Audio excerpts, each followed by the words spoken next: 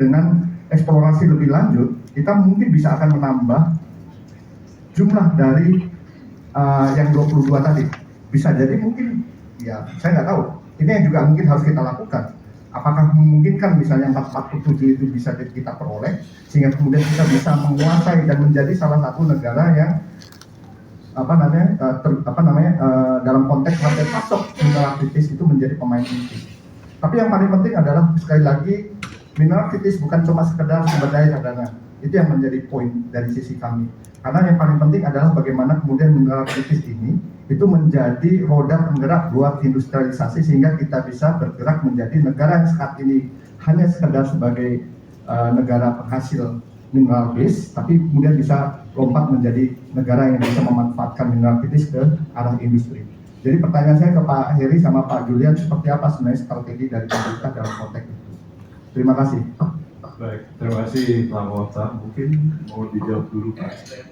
Oh baik, mungkin dari Pak Julian. Pak Heri ini kalau senior memang lebih tahu bagaimana menghandle. Ya, terima kasih Pak, pertanyaannya cukup cukup pertanyaannya yang sering ditanyakan pada orang. Betul bahwa sampai saat ini komoditas mineral itu kita pada 10 tahun terakhir atau 20 tahun terakhir itu menjadi fokus utama kita untuk mengenerate ekonomi kita agar menjadi lebih besar, Pak. Cuman ternyata pada saat ini diakui atau tidak, industrialisasi dari mineral kita belum sampai pada tahap yang kita inginkan. Sehingga kemudian kalau Bapak lihat saat ini Presiden itu melalui astacitanya sedikit agak membelokkan hilirisasi. Jadi kita tidak lagi hanya berfokus pada sampai hilirisasi artinya ekstraksi, tapi juga ke industrialisasi. Nah, fokus ini yang sekarang diterapkan. Bagaimana kemudian strateginya?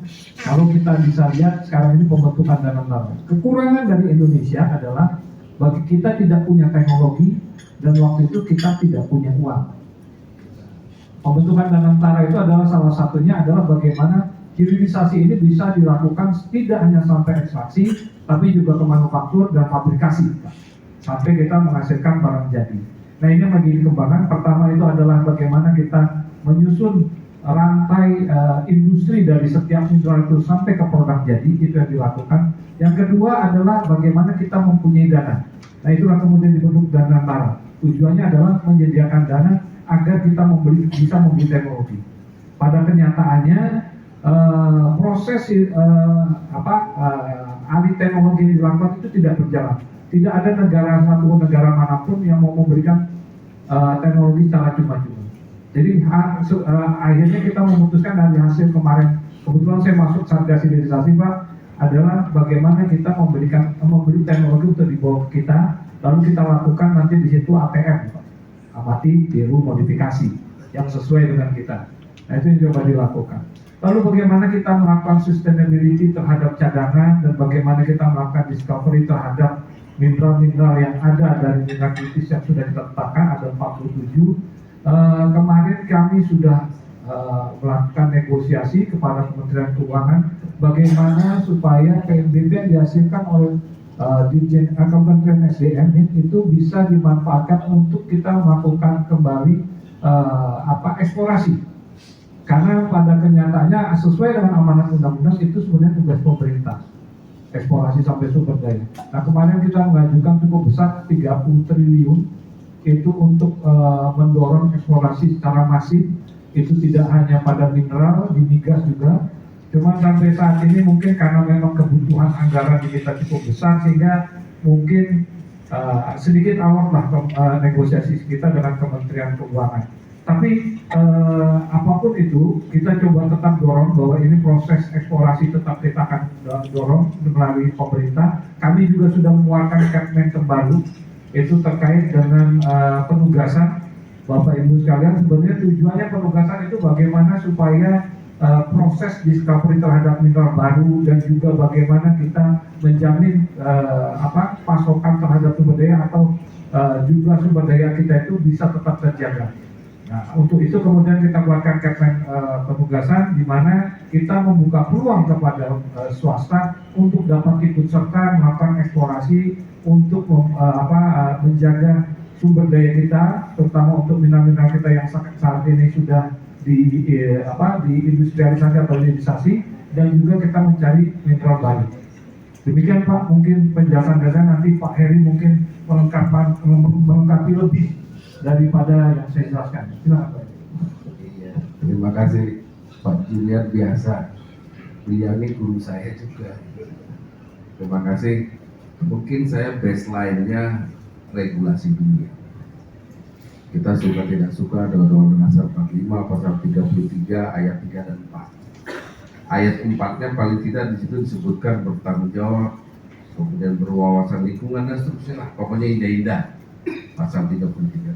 Kalau bumi, air dan seterusnya itu kemakmuran sesuai dengan judulnya makmur. Cuman tadi saya mencari padannya makmur dan sejahtera gitu. Tapi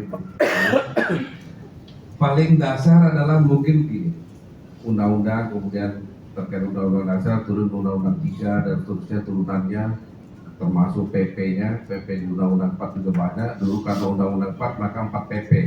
Kemudian undang-undang 3 maka lahirlah 3 PP walaupun belum semuanya. PP 96, PP 25 mungkin mencari rencana pasca tambang dan seterusnya sampai diluas jadi satu lah. Mungkin nanti dengan undang-undang 2 mungkin jadi 2 PP.